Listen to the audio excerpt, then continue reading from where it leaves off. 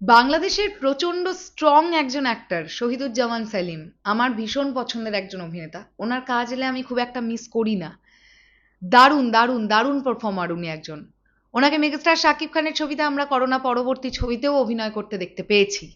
Recently একটি ইন্টারভিউতে megastar Shakib Khan সম্পর্কে শহীদুজ্জামান সেলিম কিছু কথা বলেছেন এবং কথাগুলো এত ইম্পর্টেন্ট এবং এত বাস্তব কথা, আমার মনে হলো এই বিষয়টা নিয়ে একটা ভিডিও তো তৈরি করা যেতেই পারে। হ্যালো আমার সাকিবিয়ান ভাইরা বোনেরা, চলে এলাম আরও একটা নতুন ভিডিও নিয়ে। আশা করছি তোমরা প্রত্যেকেই খুব ভালো আছো। মেগাস্টার শাকিব খানের সাফল্য ও স্বকীয়তা নিয়ে কি বললেন শহীদুজ্জামান সেলিম।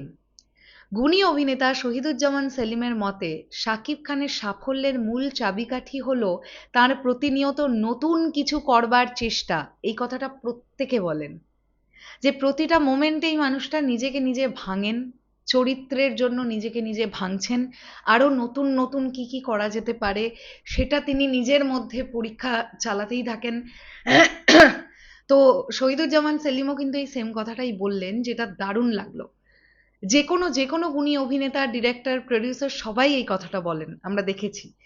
সাকিব যখনই পর্দায় বড় চুল বা বড় দাড়ির কোনো লুক নিয়ে আসেন, অন্য নায়করা তা অবিকল অনুকরণ করেন। আসলেই তাই, আসলেই তাই, আমরা দেখতে পেয়েছি এটা।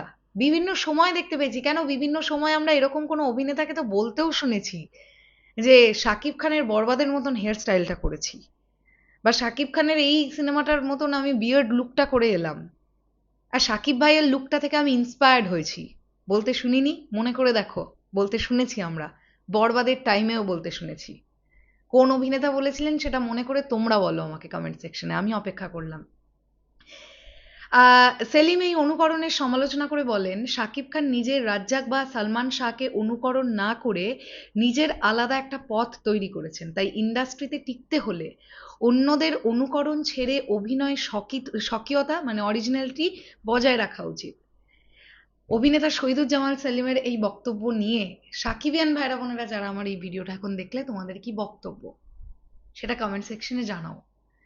আসলেই যারা নাম করেন তাদের মধ্যে অরিজিনালিটি থাকতে হয়। আমি পুরনো কাউকে একজনকে দেখলাম, তাকে আমি নকল করে অবিকল কিছু একটা করে দিলাম, তাহলে তো তার মতনই হয়ে গেল। আমার নিজস্বতা কি? নিজস্বতা তো কিছু নেই।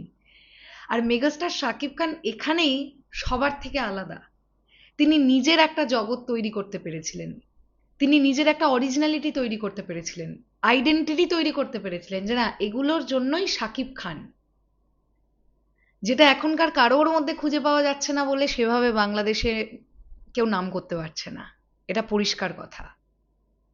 শোনো, ভালো অভিনেতা হওয়া একটা আলাদা দিক, আর সুপারস্টার মেগাস্টার হওয়াটা কিন্তু একটা আলাদা দিক। ভালো অভিনেতা বাংলাদেশে অনেক আছে, কিন্তু তারা সুপারস্টার বা মেগাস্টার নয়।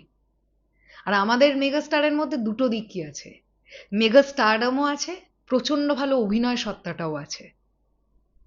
তাই ওনাকে বিট করা বা ওনার ধারে কাছে আসা মুশকিল আছে। তোমাদের কি বক্তব্য এই বিষয়টাকে নিয়ে কমেন্ট সেকশনে জানিও। তাহলে এখনের জন্য টাটা।